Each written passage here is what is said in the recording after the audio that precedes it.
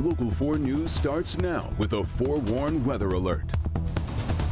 Storms rolling in again, this time the threat of flooding. Exact Track 4D radar picking up a fresh round of storms. Could all happen while we're asleep tonight. And as we brace for another hit tonight, DTE Energy is racing to restore power to more than 50,000 customers who are still in the dark. Yeah. Well, we'll get to know how residents are coping without power in this heat in just a moment. Good to have you with us. I'm Damon Fernandez in for Kimberly Gill tonight. I'm Devin Skillian, the forewarned weather team, keeping a close eye on multiple, I guess we'll say, rounds of storms in the middle of the night. One may be a little worse than the other. Kim Adams starting us off here at 10 with a timeline of what's to come. Kim. Well, let's start with what's going on north of I-69 up in Lapeer. We did have a severe thunderstorm warning that expired at 9:45. There's still a thunderstorm up in Lapeer County, but it is no longer severe. But it did have winds at 60 miles per hour, reports of hail, and also some pretty heavy rain. Very slow moving and just has kind of fallen apart. So we're tracking it into northern Macomb County around Romeo, but by the time it gets to Romeo, it's really not going to be much to talk about, just some moderate rain. But this is not the storms that we're talking about that will be severe later on. Those are still way back out to the west, but let's track these real quick. So Romeo 1025, Richmond 1031, and Ray Township at 1036. Not severe, but you'll definitely hear a rumble of thunder.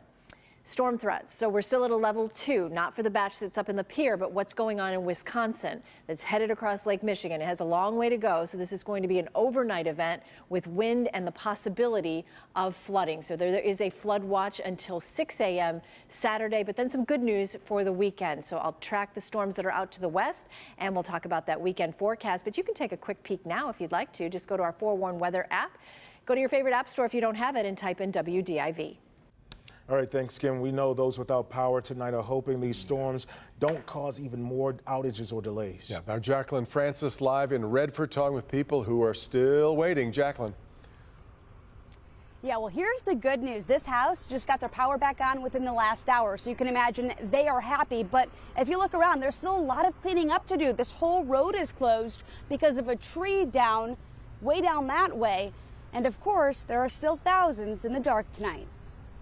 Looking at all the trucks going by, DTE trucks and their contractors, and still no power. Night 3 in the dark, and Redford residents are getting restless. You got to remember, people are losing money. You know, people are losing food. Diane McDaniel says she has a fridge full of meat, and keeping things cold is her priority. Well, our generator, you can only plug in one thing.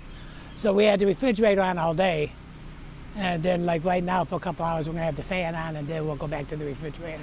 Even with more storms rolling in, neighbors are mostly focused on the damage already done. Blew all the tomatoes over, so I staked them all back up. And I believe they will withstand a windstorm now. So I'm ready. Ready for the weather to pass, weather for it to come, and ready to get the power back on. DTE customers asking themselves, how does this keep happening? The last storm we had, we were out like 5 days. You know, and it's like, I don't understand with today's technology how this can be happening. So I know they're working on it, but it's about time. Yeah, it is about time for so many people, and DTE has acknowledged the fact that the storms overnight could cause more outages and even more delays. So we'll just have to wait and see. Reporting live in Redford, Jacqueline Francis, Local 4. Indeed. All right, Jacqueline. It is day 2 of what has been, meanwhile, an emotional and disturbing hearing for the Oxford school shooter. Yeah, yesterday we heard about things like what was in his journal and a troubling pattern of abusing animals. Well, today his fellow students and eyewitnesses took the stand. Rod Maloney recaps today's proceedings.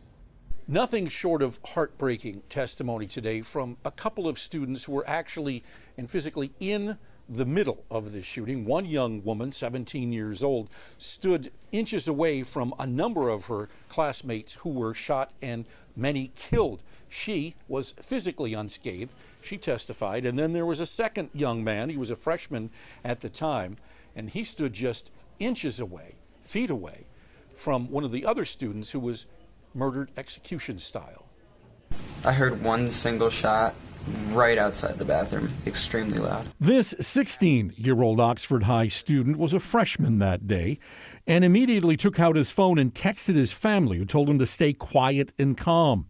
Justin Schilling, in the bathroom with him at the time, told the young man to stand on top of the toilet to hide his feet, which he did. Justin hid behind the bathroom partition, hoping Ethan Crumbley wouldn't find them. But he did. He kicked the door and it swung open. He testified the shooter looked at both of them, turned heel and left. The young man texted his family again. His father looked to call the sheriff's office for him. But Crumbley quickly came back into the bathroom and pulled Justin out of the stall at gunpoint. It was quiet for a second, and then I heard a shot. And what did that sound like? Just extremely loud. At this point, it was 2 or 3 feet away from you? Yes. Okay. What did you think when that happened? I kind of didn't know what to think. My mind wasn't really believing that it happened. Then Crumbley came into the stall and told the shuddering student to come out and stand next to Justin's bloodied body. When he moved the gun away from me, his side kind of, I ran behind his back and out the door. Okay. Why did you do that?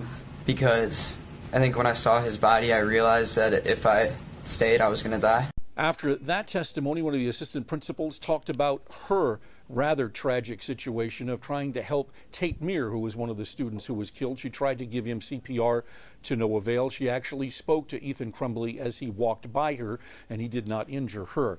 The defense is saying that they believe that Crumbley can be rehabilitated at some point down the line and had testimony to that effect. Back to you. Hearing will continue into next week. All right, Rod. Also tonight, we're getting a look at security camera video of an Inkster man kidnapping a Detroit nurse and later killing her. Yeah, 36-year-old Jameer Miller is facing first-degree murder in the death of 29-year-old Patrice Wilson. Wilson was leaving work as a nurse at the DMC hospital when prosecutors say Miller kidnapped and later killed her. Sean Lay joins us live tonight. Sean, you have security footage of all of this playing out.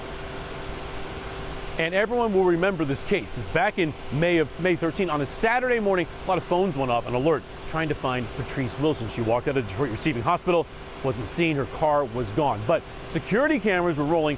It's absolutely chilling. How often do you see an abduction that leads to a murder every step of the way? Here it is. I want to show you never before seen security camera video of a terrifying, deadly domestic violence, kidnapping, and murder. You're looking at the outside of Detroit Receiving Hospital the morning of May 13th. Look at that person lingering around the outside. Hat on, mask over his face, and a long blonde wig. Prosecutors and police say that is 36-year-old Jameer Miller carrying out his alleged plan to abduct his ex-girlfriend nurse, Patrice Wilson. Miller knows where Wilson works. He knows when she gets off from work. He waits and hunts for her. There's Wilson as she's walking out to her car after working all night. He is in hiding and then runs in for his attack. Her attacker speeding away, driving her Lincoln SUV. Wilson was later found stuffed in the trunk of that SUV. She had been shot to death. Another camera at a car wash in Inkster showing Miller getting out of her vehicle. This time, no hat, no blonde wig, no mask. He is taking her car through the wash, washing away evidence. The shocking video shown in Judge Kenneth King's 36th District courtroom for a preliminary exam for Miller. Pretty remarkable. Cameras rolling all over town, receiving at a car wash, capturing basically every move here. Now, Miller has been remanded without bond to the Wayne County Jail. Judge King has moved his case on to circuit court. He will face a murder trial there. One more thing, guys. All that video of him lurking around the car and Patrice coming out, you just hope that security would have seen this guy lingering around like that, standing out like that with that long blonde wig, his face covered. Just say, hey, what are you doing out here? Something like that. Back to you. Yeah, talk about shocking video. Sean, thank you. Well, Tri-County crime spree has come to an end after a couple of thieves are caught in action. Warren police say the burglars are responsible for at least 6 home invasions throughout Wayne, Oakland, and Macomb counties. Police say the two would disguise themselves as construction workers before breaking in. Investigators say they hit homes in Warren, Clinton Township, Hazel Park, and Dearborn, leaving with thousands of dollars worth of items. It was in Dearborn Heights where police say they witnessed the suspects breaking into a house. Today in court, they were charged with multiple counts of second-degree home invasion. Bonds for both men were set at $350,000. A warning tonight from the state health department. The first mosquito-borne illnesses of the year have been detected in 2 people, both residents of Macomb and Oakland counties. They've tested positive for Jamestown Canyon virus. That's a virus that can cause fever, headache, and fatigue. It can even cause brain swelling in severe cases. Health officials say the best defense against these illnesses is to wear insect repellent when you go outside. All right, listen close to this one. If you purchased a Ford F-150 in the past couple of years, the company wants you to know about a recall tonight. We're talking about more than 870,000 newer F-150 pickups for possible problems with the parking brakes. Now, the recall covers certain trucks from the 2021 through 2023 model years with single exhaust systems. The company says a wiring problem can suddenly turn the parking brake without any action from the driver, raising the risk of a crash. So far, Ford says it doesn't know of any crashes nor injuries. Dealers will do inspections and repairs as needed. You can review this information and find a Ford phone number for questions on the Help Me Hank page on clickondetroit.com. The Mega Millions jackpot is up for grabs, and maybe you're hoping no one wins because it could jump over $1 billion unless someone is lucky enough to match all 6 numbers tonight. Yeah, the prize has already increased by $30 million to $940 million since Tuesday night's drawing. Now, the jackpot is already the 5th largest in Mega Millions history. If you choose the cash option, the prize will be about $472 million before taxes. You may remember someone just won a $1 billion Powerball jackpot about a week ago. That winner hasn't come forward just yet. The Mega Millions drawing is tonight. We'll have the winning numbers on Local 4 News at 11. Well, the future is near. We're getting a sneak peek into what life could be like living in a neighborhood full of 3D printed homes, Devin. How about that? We'll have more on that in just a minute. First, here's Paula.